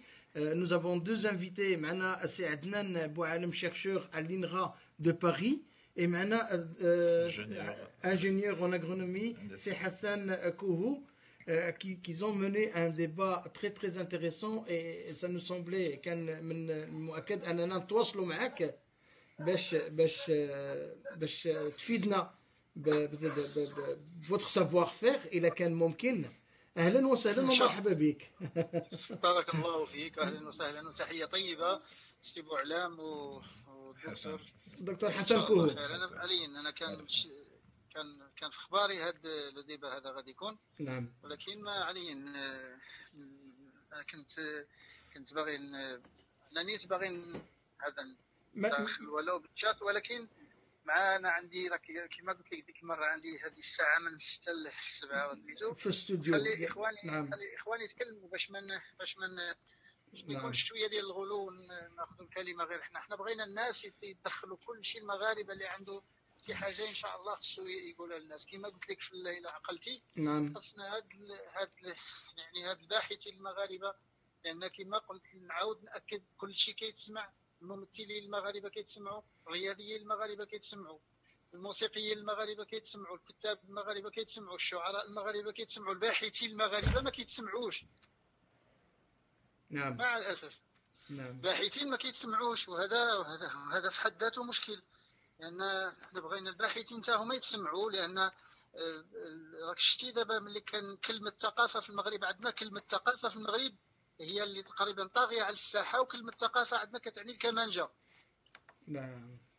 ويعني احنا عندنا اكثر من هذا، عندنا باحثين وعندنا تبارك الله شخصيات كبرى وعندنا مخترعين وعندنا مبدعين وعندنا هادو تنبغيو الشباب يسمع لهاد القدوات، لان الشباب مدمر دابا مثلاش بغى يمشي حتى للجامعه. كاين عندنا شباب مثلاش بغى يمشي للجامعه تيقول لك انا علاش غنقرا. نعم. وكاين ولات عندنا واحد الظاهره ديال هذوك اللي قراو واش داروا. نعم. وهذا الشيء ما بغيناش ان شاء الله. علي خير ان شاء الله. كيف ما كان الحال احنا من العالم. لان انا استسمح الى يعني جرأت وعيطت لك في واحد الوقت اللي اللي ما كانش من بروغرامي، ولكن كان بالنسبه لنا لا يعقل اننا ما تكونش معنا في هذا لو ديبا، لان الناس داخلين مالوريزمون الناس كيكتبوا الاسئله ديالهم ولكن ما مشاركينش في لا فيديو. ما عرفتش انا علاش عندنا الناس بزاف كيكتبوا لنا لي كيستيون وكاين غير 9 ديال الناس اللي كيشوفوا لا فيديو. حشومه سبحان الله. علين نعم كيف ما كان الحال هاد الامور هذيك يعني كاين اللي ما كيديرها عن غير قصد وكاين اللي كيديرها عن قصد. سبحان الله. كاين اللي كيتسحب لي كتخلص على اللايك وعلى لي فيو وعلى احنا دائما 0 درهم. دائما 0 درهم. نعم دكتور. سي نصر. نعم. غادي نعطيك واحد الفكره ان شاء الله وما تنساهاش في حياتك كلها. بارك الله فيك. السلاح اللي ما يقدر عليه حتى شي واحد في العالم، السلاح اللي ما يقدر يهزمه حتى شي واحد، هو انك تخدم بلاش مع الناس. الحمد لله. ما يقدر حتى شي واحد يهزمك ويدير بحالك، لان الا بغى يدير بحالك يخدم بلاش ما غيقدرش. ايوا احنا ربي سبحانه وتعالى سخرنا كما سخرك حتى الناس. هذا هو لو سوكري اللي كان عندي، لان يعني الى تقريبا 20 عام هذه والناس كلهم كيتسائلوا علاش كيدير هذا الشيء، واش كيتخلص وعلاش ما يتخلصش، وشنو الغايه ديالو وعلاش ما كيتخلصش وعلاش داير هذا الشيء. يعني باقي الى حد الان باقي البوصله عندهم باقا تالفه. ولكن كون متيقن ان الناس اللي كيخدموا لوجه الله راه ما ينهزموش وما ما يقدر حتى شي قوه في العالم تهزمهم. نعم الحمد لله. احنا بالنصائح وبالدعوات ديال الناس اللي كنتقاسموا معاك، لان الفضل كيرجع لك انت اولا وقبل من كل شيء، لان صراحه كتفيدنا وكتنفيدوا بك الناس. اليوم تزاد معنا الدكتور عدنان بوعلم اللي vous êtes toujours à l'écoute دكتور؟ وي نعم نعم وسي حسان اكوتي. اهلا سي الدكتور فايد. فعلا الملاحظه ديالك بان السيونتيفيك ما كي نوكيب با لو تيران، ما موجودينش في لو تيران، وخلينا زعما ما كاينش التواصل ويوصلوا الهضره ديالهم. ولكن حتى حنا خصنا نخليوش الاخرين حتى هما الكمال الجويات هذا، خصنا نتحركوا وندافعوا ونضاربوا واخا فوالا. هذا الدور ديال فويس اوف موروكو. فوالا نضاربوا باش نوصلوا الكلمه ديالها. وانت اليوم انت حاضر، هذا الدكتور السي عدنان انت هو حاضر، والناس اخرين حتى هما غادي يشاركوا. وهذا الاهمال ديال الشباب راه لان الشباب هما المستقبل. نحاول ما نفقدوش الامل، وان شاء الله واخا نوريهم بان لونيفرسيتي لي زيتود راه هما الشمال ديال النجاح ان شاء الله.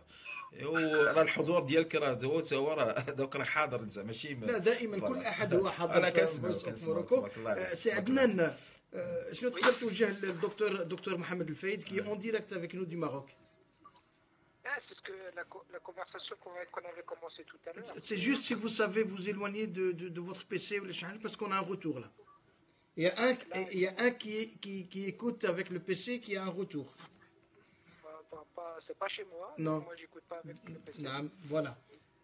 Mais c'était tout à l'heure, pour revenir à la discussion de tout à l'heure, c'est la même chose. Effectivement, les ما كنسمعش لا ما كنسمعش ما كتسمعش الصوت. tu coupes le micro et tu mets le parle. غادي نحاولوا نشوفوا كيفاش غادي نتواصلوا. انا اللي مشى لي الصوت. اوكي non là c'est bon. Non, le son ne passe pas malheureusement. On ne sait pas pourquoi, mais j'ai pas de sortie. Oui. C'est دكتور فايد كتسمع لينا؟ كنسمع نعم. دابا كتسمع الدكتور عدنان؟ الفايد كتسمعني ولا ما كنسمعش؟ هو واحد غير خليه يهضر بعد. تكلم دكتور فايد كتسمعني؟ ودابا؟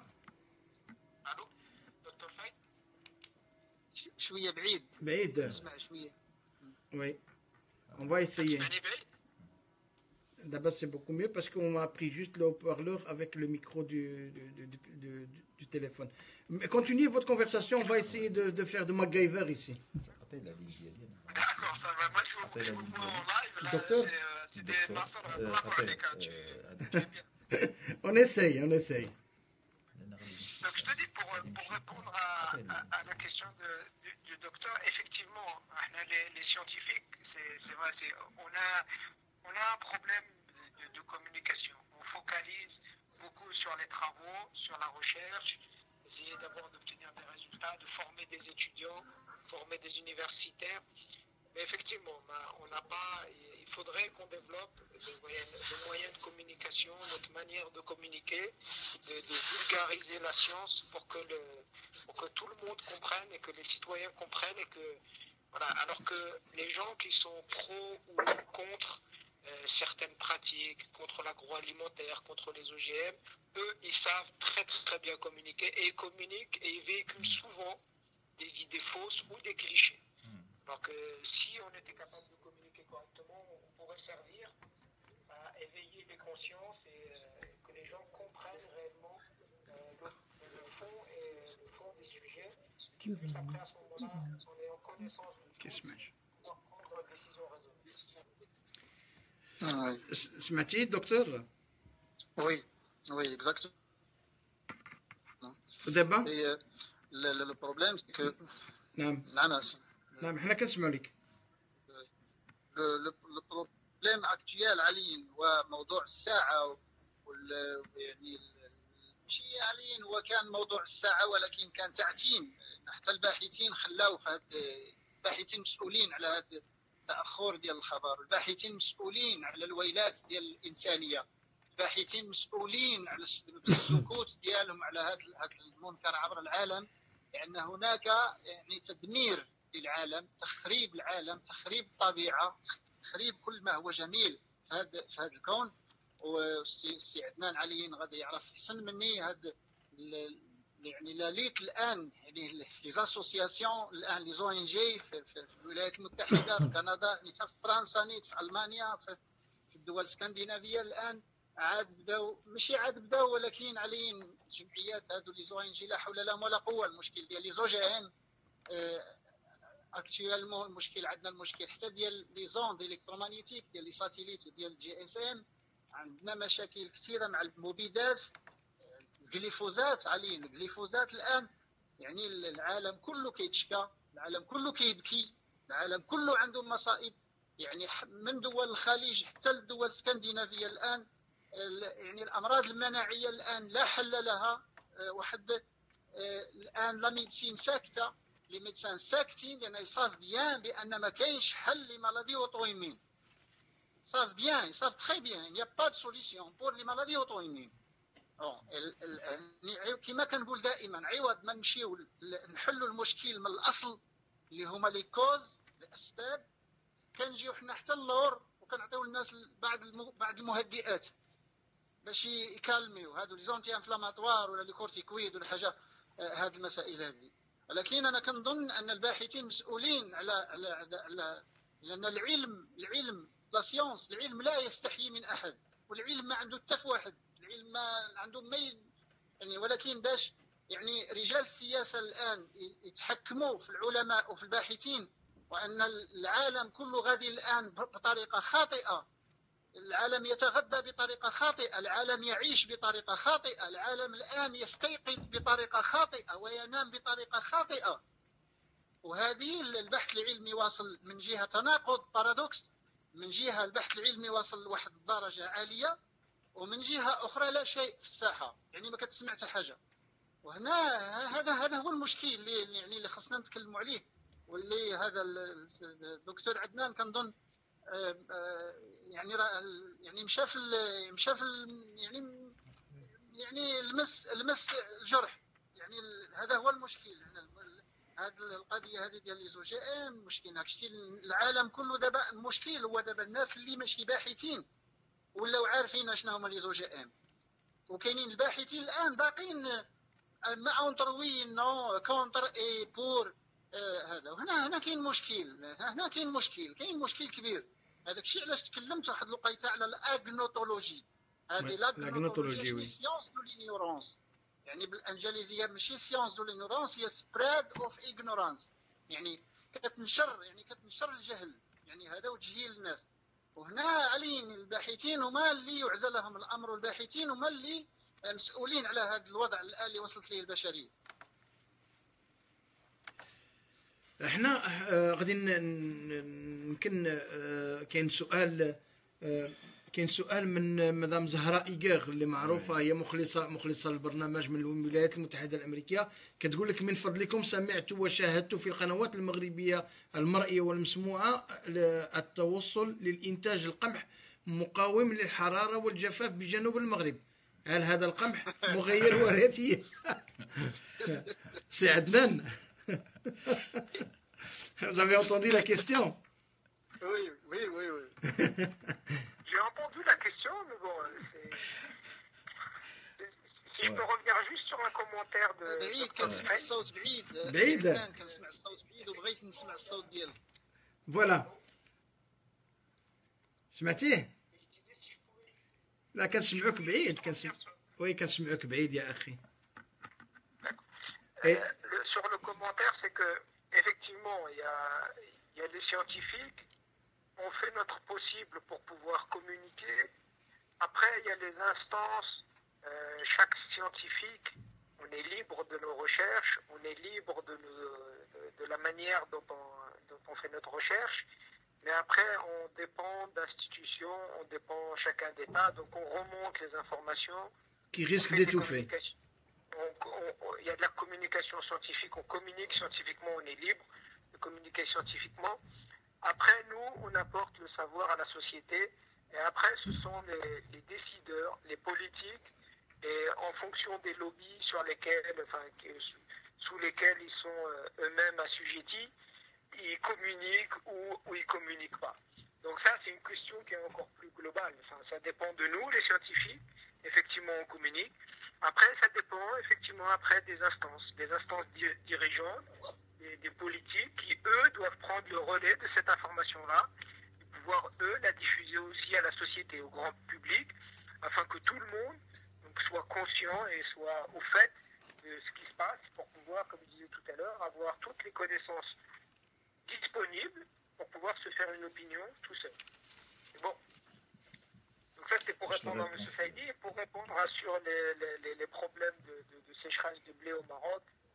Là, il y a des programmes de recherche qui sont très très bien entrepris au niveau de l'INRA au Maroc, et qui font des très bonnes recherches sur le développement de lignées adaptées pour le blé ou pour les céréales. Ça, je pense qu'il y a de très bons scientifiques au Maroc qui prennent à bras le corps tous ces sujets-là pour plusieurs raisons, pour l'indépendance alimentaire, la sécurité alimentaire du Maroc et tout. On voit bien que docteur, il est bien dans la ferme. Hein. Ah ouais.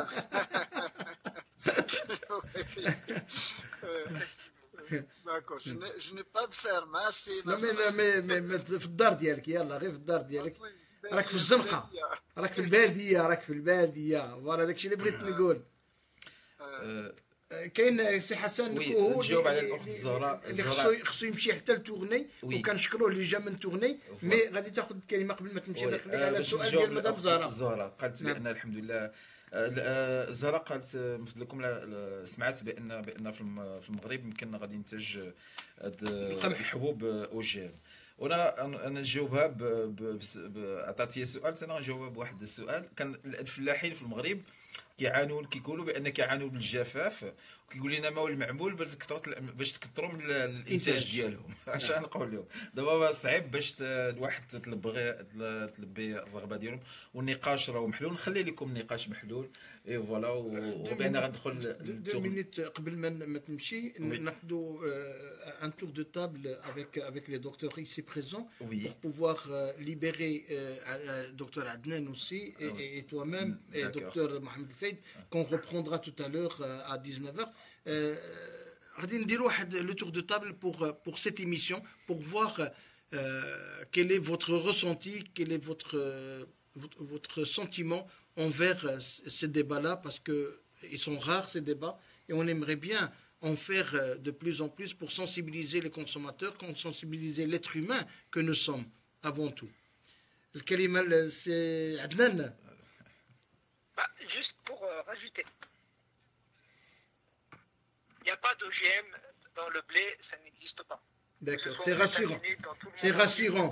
Il n'y a pas de blé OGM. Non. Et le Maroc,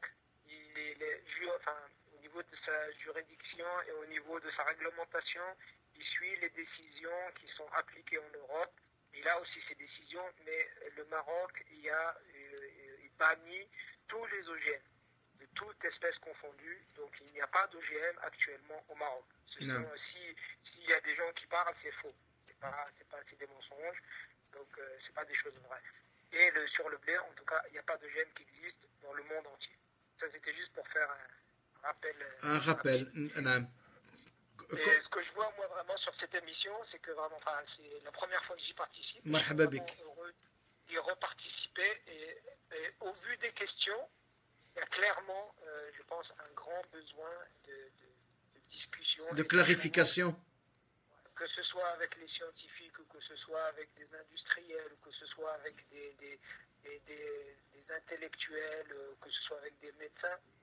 Je pense que c'est quelque chose qui est très important pour pouvoir, aider la communauté, aider à l'éveil scientifique ou l'éveil intellectuel. La sensibilisation. Pour sensibiliser, répondre aux questions, c'est très important.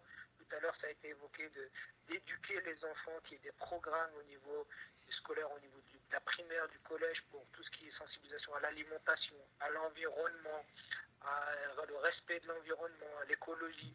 Ça, c'est des choses qui sont très importantes, qui préparent le futur, aussi bien la santé de la planète que la santé de l'être humain et aussi la santé de nos voisins. Non. Voice of Morocco aujourd'hui est très honoré de votre présence, de votre participation. Ça nous honorerait encore plus que vous portiez le titre d'ambassadeur de Voice of Morocco auprès de vos collègues, de vos amis, de vos contacts, pour pouvoir promouvoir cette émission qui est la vôtre aussi. هذا صوت المغرب اللي هو صوتي وصوتك وصوت المغاربة كاملين.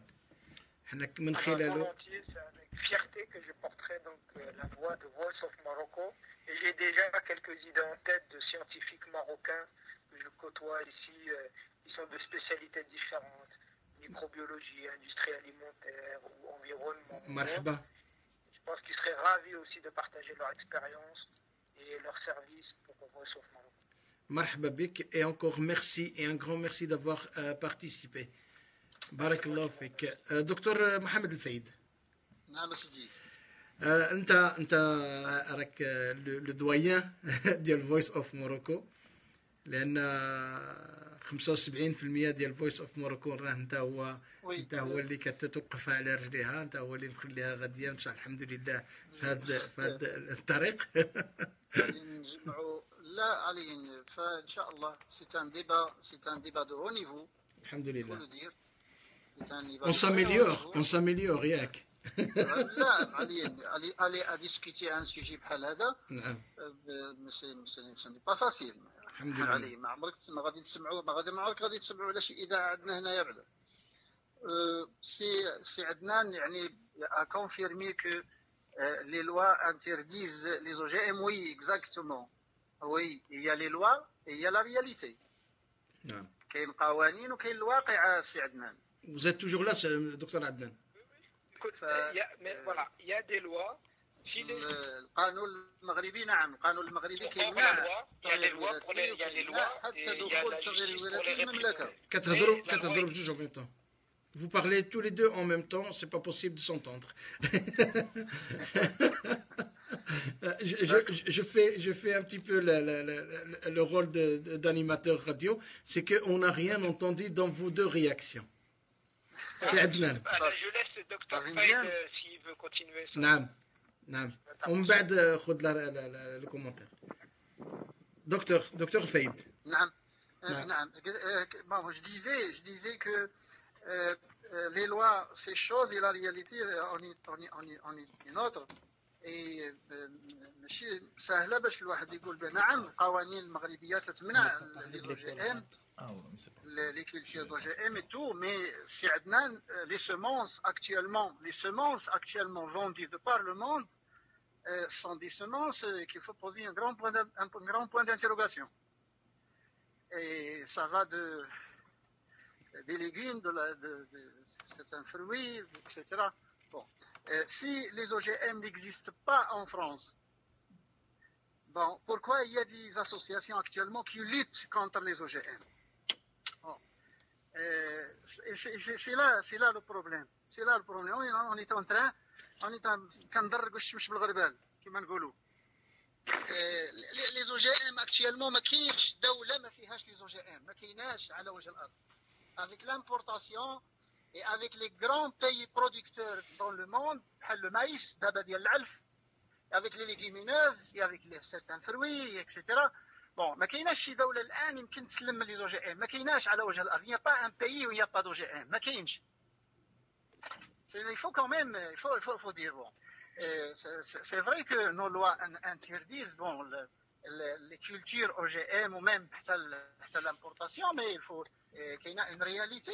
Il faut vérifier. Moi, je peux pas le dire et ما نقدرش نتحمل أنا يعني هذه المسؤولية أمام الله سبحانه وتعالى. Mais la recherche, c'est les scientifiques, c'est les chercheurs, c'est les experts qui doivent quand même examiner ces choses-là et aller à dire est-ce que c'est vrai ces cultures là actuellement qu'on est en train de cultiver les céréales, les légumes et tout ça, il faut quand même vérifier, au moins il faut vérifier au niveau des douanes les graines qui entrent, les céréales et tout ça, il faut vérifier au niveau de la douane.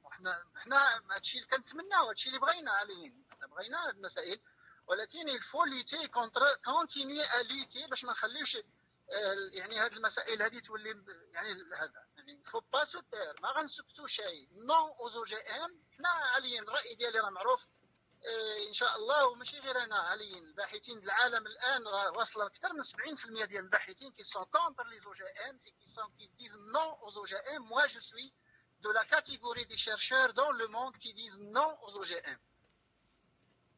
Très bien. Est-ce que je peux intervenir? Oui, bien sûr. La parole au docteur Adnan. Allô? Oui, allô. À vous la parole. À vous la parole. Paris. Allô, Paris. Oui, c'est normal. Je t'entends. J'aime bien Allô, Paris. Allô, ouais, le Paris. Très bien. Donc, si je peux juste intervenir très rapidement, je vais essayer de ne pas retenir si Hassan trop longtemps, mais rapidement. Effectivement, il y a une loi qui existe, il y a une législation qui existe. Donc, si les agriculteurs Là-bas les importateurs de semences importent des choses qui sont étiquetées OGM, ils sont hors la loi, à ce moment-là, c'est à l'État de réprimander ou de... Docteur Faïd, qu'est-ce que c'est? Oui, oui. Ok. Et donc, il y aura toujours des gens qui vont essayer de passer au-delà des règles, mais ça, c'est propre à chaque pays de faire sa réglementation, ses contrôles. Et pour en revenir, donc il y a des lois qui existent. Après, il y a des structures de contrôle qui existent, aussi bien dans les douanes que dans les produits transformés qui sont importés. Je parle aussi bien pour la France, mais le Maroc, il a exactement les mêmes structures qui sont là pour contrôler les semences qui arrivent. Est-ce qu'elles sont OGM ou non OGM? Ils ont des manières de contrôler, des outils pour faire ces contrôles-là. Que ce soit pour les produits transformés, il y a des batteries d'outils qui sont là pour faire les contrôles. Et donc, dans tous les cas, il y a des contrôles qui sont faits. Après, je suis d'accord avec vous qu'il y a une certaine hypocrisie quand on dit, voilà, il n'y a pas d'OGM dans les préparations alimentaires ou dans les préparations pour le bétail. On sait très bien que le monde entier importe du soja, soit du Brésil, soit de l'Argentine, soit des États-Unis, et que 100%, presque la majorité du soja qui est cultivé dans ces pays-là, c'est du soja OGM. Après, voilà, donc est-ce qu'ils le mélangent? Il y a un droit d'avoir un certain pourcentage qui est infime dans ces préparations-là. Donc après, si les gens n'étiquettent pas, et s'il n'y a pas une loi qui impose aux gens qui font des produits transformés d'étiqueter, à savoir ce qu'il y a présence ou non d'OGM et à quel pourcentage, ça, ces réglementations-là, et ces règles-là sont dépendantes de chaque pays, ils sont propres à chaque pays. Ici en France, il y a ces réglementations-là, il y a l'AFSA enfin l'ANSES qui contrôle, donc ils ont des batteries de contrôle. Si des produits sont trouvés et qui sont, on dit, contaminés avec des OGM ou qui contiennent des OGM, il y a des amendes qui doivent être payées. Et donc ça, au Maroc, je ne sais pas. Je sais qu'il y a des contrôles qui se font. Je sais qu'il y a des contrôles qui doivent se faire. Donc je ne peux pas certifier qu'ils contrôlent tout. Et je sais qu'ils ont des structures qui sont bien organisées pour faire ces contrôles-là. Est-ce qu'ils sont en capacité de toutes les faire ou pas? C'est une chose à laquelle je ne peux pas répondre. Mais je sais qu'il y a des contrôles qui sont imposés aux douanes et même dans les produits qui sont... Donc effectivement, on ne peut pas cacher, on ne cache rien. Et on peut pas être, enfin, pour moi, je suis ni pro ni anti-OGM. Je sais que c'est un outil formidable pour le travail. Donc en France, vous avez cité le cas de la France. Pourquoi il y a des associations anti-OGM? Parce qu'ils ne veulent pas d'OGM et ils ont raison qu'il y ait des associations pour manifester, pour apporter l'information à l'opinion publique et être là comme contre-pouvoir par rapport au pouvoir qui est en place, qui pourrait, lui, imposer l'utilisation d'OGM. Mais il faut savoir qu'en France, les seules parcelles où il y a des OGM qui poussent, ce sont des essais, des champs pour des essais, pour soit des laboratoires, soit pour des sociétés semencières qui sont très bien réglementées, avec une autorisation, une déclaration à la préfecture et à l'État, comme quoi à tel endroit, avoir une expérimentation avec une autorisation légale. Après, il y a des faucheurs qui viennent pour casser les essais et tout ça, c'est autre chose.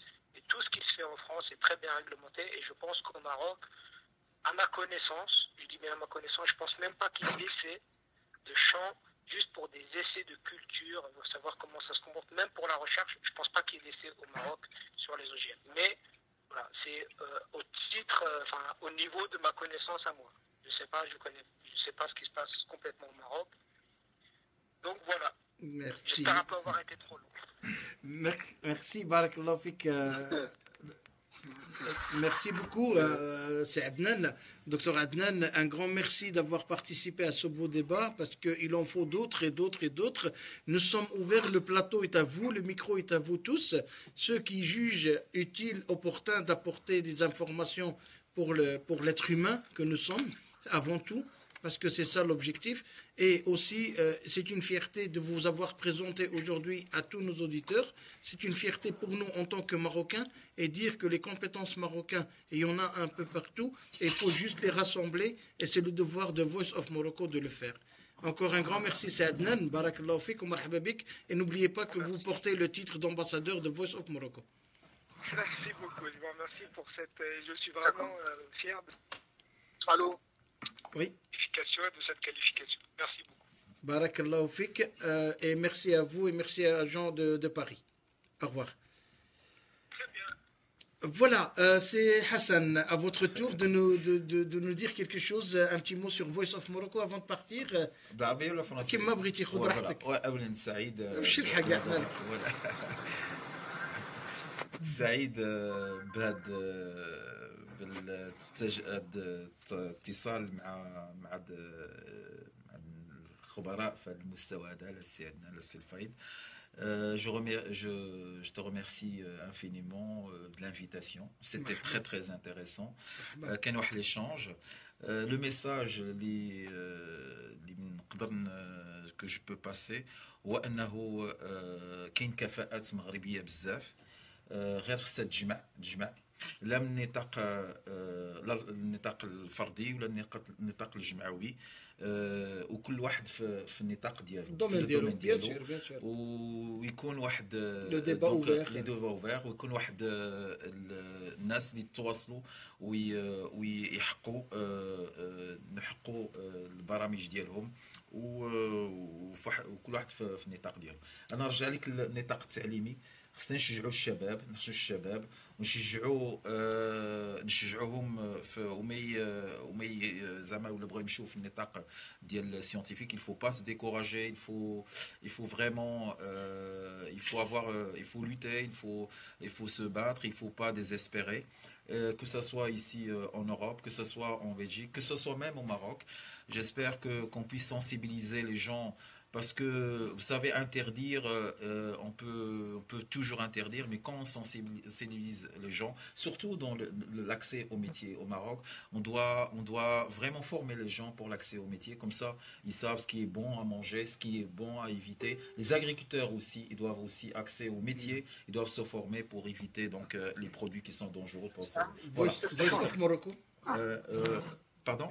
Pour Voice of Morocco. pour فويس ماركو شكرا على هذا وكنتمنى هاد الاذاعات عاوتاني تواصل ونشجعها ديفلوب بلوس ونعاونوها باش تحقق وتواصل مع المغاربه ديال العالم وغير المغاربه في العالم كله.